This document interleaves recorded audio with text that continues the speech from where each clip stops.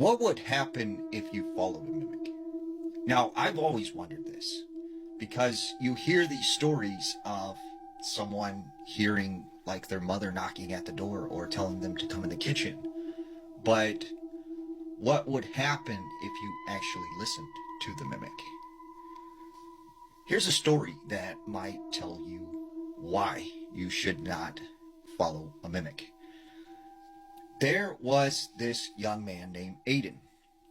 Now, Aiden lived with his grandfather and his two parents.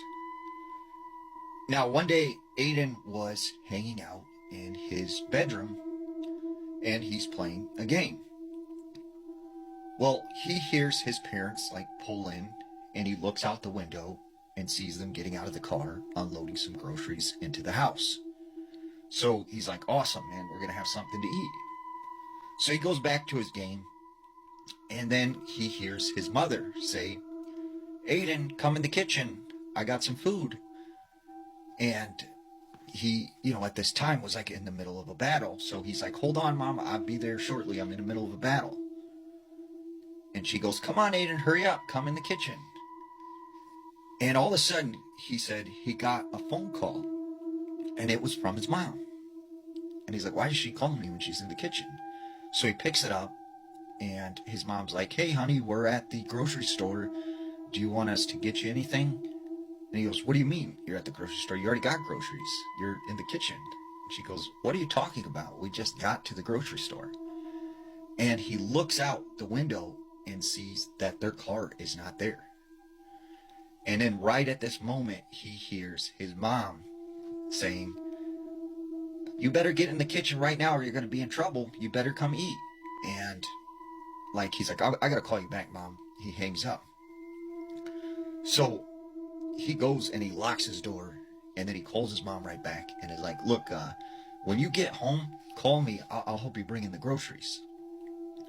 So about 25, 30 minutes later, his mom calls him. And she's like, honey, we're home. Come outside. And he said he was getting ready to go out of his room, but he looked out his window first, and their car wasn't there. So he's like, you know what? I don't know what to do because I don't know, who really is my mom right now. So as he's sitting in his bedroom, right, he hears his parents come home and come into the house. And all of a sudden, his mom comes up to his door and starts knocking. And she goes, Aiden, let me in. And he's like, not right now, Mom.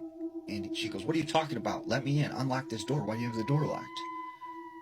And he's like, no, I'm not opening the door. And his mom goes, all right, I'll just get the key and unlock it. So he grabs this baseball bat that's chilling in his room, and he's prepared for this thing to come in. And at the time, he still thinks whatever, was calling his name in the kitchen, this is them. So he sees the handle jiggle and the door open, and it's really his mom. And he can tell that it is actually his real mom. And she goes, what are you doing? And he's like, oh, nothing. And he sets the bat down, and she's like, you're acting weird and stuff. And there's food in the fridge if you're hungry. So he didn't know what to make of that. What did he just experience? And he didn't feel like he could tell his parents about it. So he decided to talk to his grandpa, who was kind of like his best friend at the time. So he goes to his grandpa's room, and he's like, Grandpa, he's like, have you ever seen something you can't explain? And he goes, what do you mean? And he tells the story about how he thought his mom and dad had came home, he seen their car and everything, but it wasn't actually them. And the grandpa goes, oh no. And he goes, what's wrong, Grandpa? And he says, well, when I was a young boy, I grew up in a small Polish village near Warsaw. And he said, we had this term that was this long Polish word, but it roughly translated into evil twin. And he said they believed there were these evil spirits that could take the form of anyone and would try and trick you and lure you, out into the woods. So his grandpa said, when I was a young boy, my father had me chopping wood outside. And I hear my grandma's voice coming from the forest, and she's saying, come in the woods. I baked you a pie. Like, come out here. It's nice and warm. Like, you'll like this pie. And he said, he was so hungry, like he almost started to go out into the woods until his father ran and grabbed him and said, get back in the house. And his father locked the door and said, if you hear someone calling you from the woods, don't ever go. Don't respond.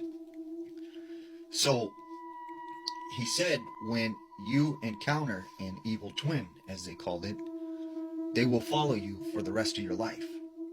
And he feared that maybe this thing had followed him here to America, and this is what Aiden had seen.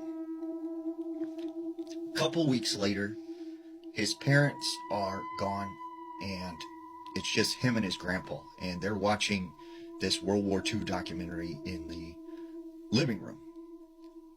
Well, all of a sudden, the wind picked up, and a strong breeze pushes the back kitchen door open, and they hear it, open up. So his grandpa's like, I'll go and close the door real quick, and I better lock it so it doesn't blow open again.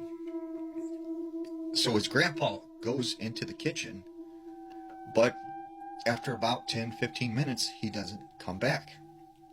So Aiden's like, Grandpa, are you all right?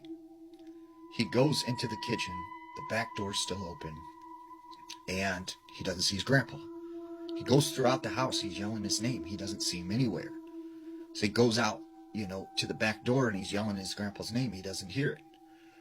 So he calls up his parents, and his parents come home immediately, and they call the police, and they do this big search throughout the neighborhood and into the woods. And they end up finding his grandfather in the middle of the woods. He is completely naked.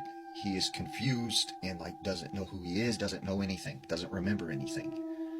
So they bring him back home and everything. Well, Aiden said that, they chalked this up to dementia and said he was diagnosed with a severe case of dementia. But Aiden, in his mind, suspected, because of the series of events that happened before this and his grandfather going out to the kitchen when the door opened, that this was the evil twin thing that his grandfather had talked about. And he said, although his grandfather had completely lost his memory, from time to time, he would say to Aiden, is my brother outside? Is my brother out there? And he couldn't figure out why, his grandfather would keep saying that. And then he realized maybe this thing appeared as his brother, and it lured him into the woods.